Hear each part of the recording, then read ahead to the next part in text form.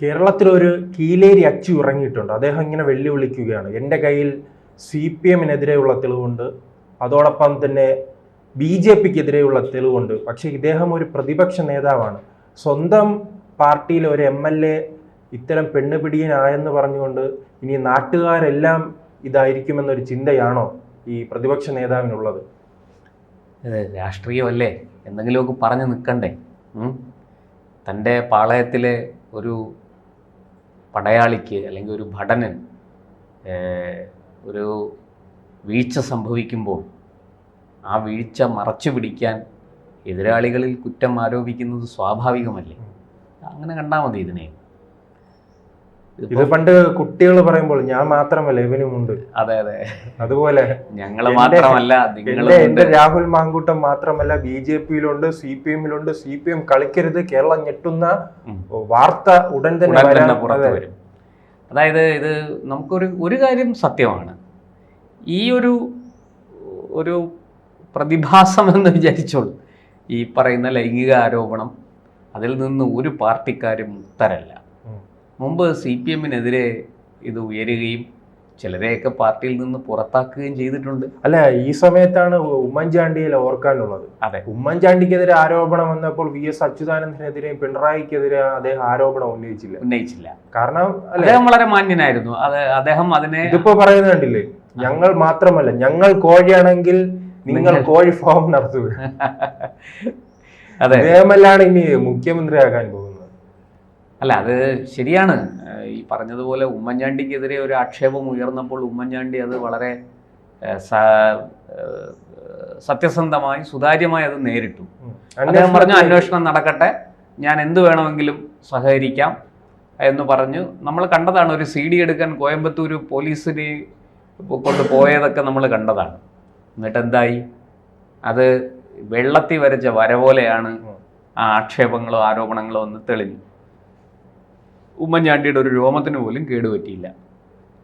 അദ്ദേഹം കടന്നു പോവുകയും ചെയ്തു.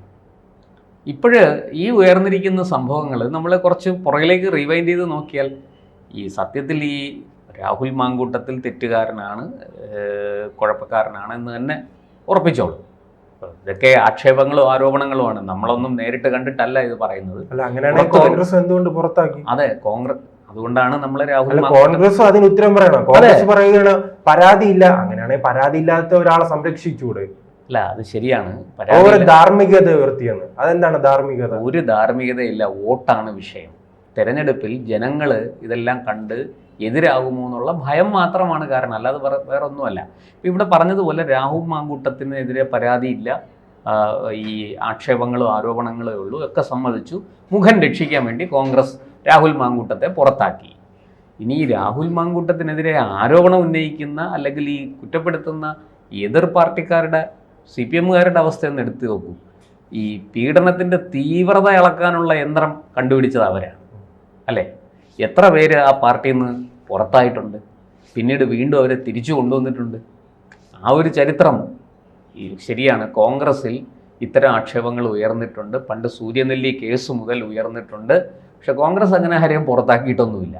ഈ പറഞ്ഞതുപോലെ ചില ആൾക്കാർക്കെതിരെ നടപടി എടുത്ത് മാറ്റി നിർത്തി, അല്ലെങ്കിൽ പാർട്ടിയിൽ നിന്ന് ഒന്ന് പുറത്താക്കി എന്നൊക്കെ 6 മാസം സസ്പെൻഡ് ചെയ്ത് നിർത്തി. 6 മാസം കഴിയുമ്പോൾ അവർ തിരിച്ചു വരും, സ്വാഭാവികമാണ്. സസ്പെൻഷൻ കാലയളവ് 6 മാസമാണെന്ന് സസ്പെൻഷനിൽ തന്നെ പറഞ്ഞേക്കും. അത് കഴിയുമ്പോൾ ഈ സസ്പെൻഷൻ നീട്ടുന്നില്ല.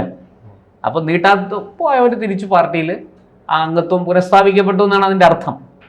പക്ഷേ ഇത് പറയുമ്പോൾ കോൺഗ്രസ്സിനെ ഇങ്ങനെ വിരൽ ചൂണ്ടുമ്പോൾ CPM-ൻ്റെ കഥയോ, CPM-നുള്ളിൽ എന്താണ് സംഭവിക്കുന്നത്? അങ്ങനെ നോക്കുകയാണെങ്കിൽ ഇവിടെ കോൺഗ്രസിനെയും CPM-നെയും കുറ്റം പറയാൻ കഴിയുന്ന ഒരു പാർട്ടി BJP ആണെന്ന് പറയണം. കാരണം BJP-ക്കെതിരെ ഇത്തരത്തിലുള്ള ചില സാമ്പത്തിക ക്രമക്കേടുകൾക്ക് ഒക്കെ അവർക്കെതിരെയും ഉയർന്നിട്ടുണ്ട്, ആക്ഷേപം ഉയർന്നിട്ടുണ്ടെങ്കിലും ഇത്തരത്തിലൊരു ഒരു പ്രശ്നം ഈ പറയുന്നത് പോലെ ഈ സ്ത്രീകളോട് മോശമായി പെരുമാറി, ഈ ഇങ്ങനെ മെസ്സേജ് അയച്ചു, അല്ലെങ്കിൽ ഇതുപോലെ ഗർഭഛിദ്രം നടത്താൻ പ്രേരിപ്പിച്ചു തുടങ്ങിയ ആക്ഷേപങ്ങളും ആരോപണങ്ങളൊന്നും BJP-ക്കെതിരെ ഉയർന്നിട്ടില്ല. അപ്പോൾ സ്വാഭാവികമായിട്ടും BJP-ക്ക് ഈ ആക്ഷേപങ്ങളൊക്കെ ഇവർക്കെതിരെ ഉന്നയിക്കാം. അതിനകത്തൊരു നമ്മളീ പറഞ്ഞ ധാർമ്മികതയുടെ അടിസ്ഥാനത്തിൽ പരിശോധിച്ച് നോക്കിയാൽ BJP-ക്ക് അതിനുള്ള അർഹതയുണ്ട് എന്ന് പറയാം. പക്ഷേ ഈ പറഞ്ഞ CPM-കാർക്ക് അതുണ്ടോ എന്നൊരു ചോദ്യമുണ്ട്. രാഹുൽ മാങ്കൂട്ടത്തിൽ തെറ്റുകാരനാണ്, കുഴപ്പക്കാരനാണ് എന്ന് പറയുമ്പോൾ തിരിച്ച് ആ കുഴപ്പങ്ങൾ ചൂണ്ടിക്കാണിക്കാനുള്ള അർഹതയും യോഗ്യതയും CPM എന്ന പാർട്ടിക്കും അതിൻ്റെ നേതാക്കൾക്കും ഉണ്ടോ എന്നൊരു ചോദ്യമാണ് ഉയരുന്നത്. പോട്ടെ, അതിനെ നമുക്ക് വിടാം. പക്ഷേ VD സതീശൻ ഈ പറഞ്ഞതുപോലെ ഞെട്ടിക്കുന്ന വാർത്ത 2 ദിവസത്തിനകം പുറത്തു വരും. പിന്നെ BJPക്കാർ എൻ്റെ വീട്ടിലേക്ക് പ്രകടനം നടത്തിയ കാളയെ പിന്നെ പാർട്ടി ഓഫീസിൻ്റെ മുമ്പിൽ കെട്ടിക്കോ, അതുകൊണ്ട് ഇനി രാജീവ് ചന്ദ്രശേഖരൻ്റെ വീട്ടിലേക്ക് മാർച്ച് നടത്തേണ്ടി വരും എന്നൊക്കെ പറയുന്നത് ഒരു തരത്തിൽ ഈ മറ്റേ 8 കാല് മമ്മൂഞ്ഞ് കളി അല്ലെങ്കിൽ ആനവാരി രാമൻ നായരുടെ ഭീഷണി പോലെയാണ്. അതിനൊന്നും വലിയ ഒരു ആയുസ്സുണ്ട് അല്ലെങ്കിൽ പ്രാധാന്യം അദ്ദേഹത്തിന് ചുമതല എനിക്ക് ഉണ്ടെന്ന് തോന്നുന്നില്ല. അദ്ദേഹം ഇപ്പോൾ പ്രതിപക്ഷ നേതാവാണ്. അപ്പോൾ പ്രതിപക്ഷ നേതാവിൻ്റെ ഒരു പ്രൗഢി അല്ലെങ്കിൽ ആ ഗാംഭീര്യം, ആ പക്വത ഒക്കെ അദ്ദേഹം കാണിക്കണം. അതിന് പകരം ഈ ഉരുളയ്ക്ക് ഉപ്പേരി പോലെ മാധ്യമങ്ങളുടെ മുന്നിൽ ഇങ്ങനെ ഒരു വീറും വാശിയും കാണിക്കാൻ നിൽക്കുന്നത് നല്ലതല്ല. ഇപ്പോൾ കോൺഗ്രസിനെ സംബന്ധിച്ചിടത്തോളം കോൺഗ്രസിൻ്റെ തല താഴ്ന്നിരിക്കുകയാണ്. അവർ വലിയ അപമാനഭാരം അനുഭവിക്കുകയാണ്. അപ്പോൾ വളരെ നയത്തിൽ ഈ വിഷയത്തെ കൈകാര്യം ചെയ്യുകയാണ് കോൺഗ്രസ് ചെയ്യേണ്ടത്. മാങ്കൂട്ടത്തിനെ ഞങ്ങൾ പുറത്താക്കി, പാർട്ടിയിൽ നിന്ന് ഒഴിവാക്കി. ഇപ്പോൾ വേണമെങ്കിൽ ഡിസ്മിസ്സും ചെയ്യാം അവർക്ക്. ഈ അയാൾ MLA സ്ഥാനം രാജിവെക്കേണ്ടത് അയാളുടെ ഇഷ്ടമാണ്. ഞങ്ങളിതാ പാർട്ടിയിൽ നിന്ന് പുറത്താക്കി എന്ന് പറഞ്ഞ് കൈ കഴുകാം കോൺഗ്രസ്. രാഹുൽ മാങ്കൂട്ടമായിട്ട് ഞങ്ങൾക്കൊരു ബന്ധവുമില്ല. വിഷയം അവിടെ തീർന്നു. കോൺഗ്രസിനെ സംബന്ധിച്ചിടത്തോളം പിന്നെ കോൺഗ്രസിന് നേരെ ആരും ചോദിക്കില്ല.